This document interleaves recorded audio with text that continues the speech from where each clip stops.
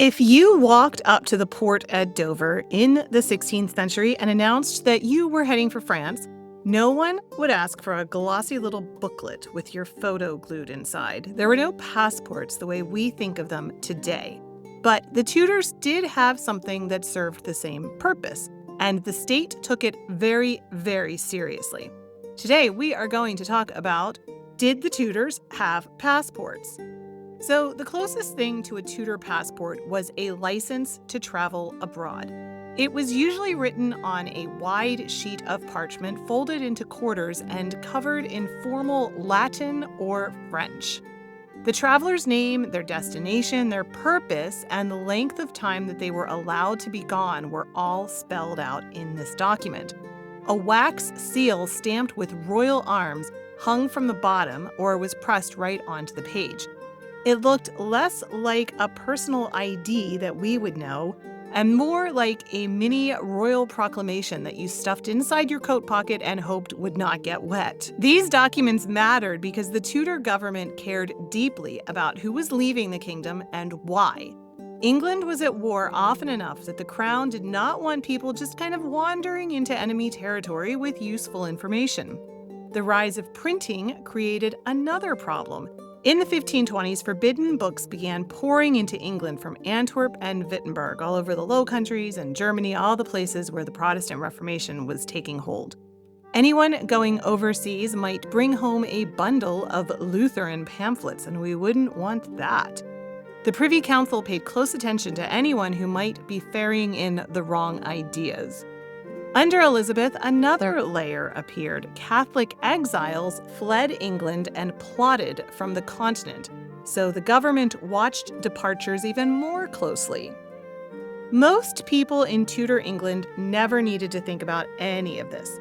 The average person did not travel far from home and almost never crossed the Channel. But if you were a merchant sailing for Antwerp, a scholar heading to study in Paris, a craftsman hired by a foreign workshop, or a diplomat sent with letters from the king, you needed official permission before you left. Even someone without wealth or rank could get a license, but they needed a solid reason for going abroad and someone in authority willing to vouch for them. The process went through the Privy Council or the Secretary of State. You petitioned, you gave your reason, and you waited.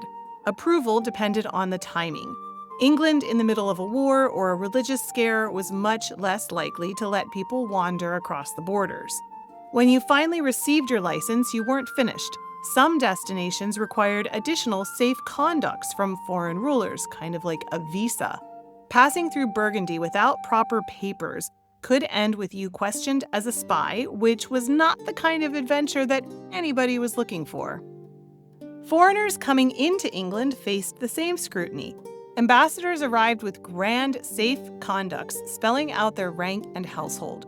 Merchants normally traveled under collective agreements made by their city or their guild. If you landed on the Kent coast without the right paperwork, the authorities would not assume you were just a tourist looking to see the sights. You would likely be detained while they figured out exactly who you were. It's also important to note what did not exist. England had no internal passport system. People traveled freely within the kingdom. A miller going to the next town or a servant taking a position in London did not need any documents. The only time papers came up inside England was when someone was suspected of vagrancy or criminal activity. There was no border control between counties. So Tudor people did not have passports the way we picture them, but the function did exist. Licenses and safe conducts let the crown control who crossed the borders, monitor dangerous ideas, and keep an eye on suspicious travelers. The state was learning how to track movement long before passports became standard. You can imagine a traveler in 1558 folding up that parchment license, hoping the wind stayed steady and no customs officer along the way decided to question his purpose. So there we go, the answer to did the Tudors have passports? In fact, they did. If you enjoyed this chat, please go ahead and give it a like wherever you are listening to it. And I hope I earned your subscription to my channel, wherever you're listening to this, again, if I don't already have it. Thanks so much for joining me, my friend. I will talk to you again very, very soon. Have a wonderful day. Bye-bye.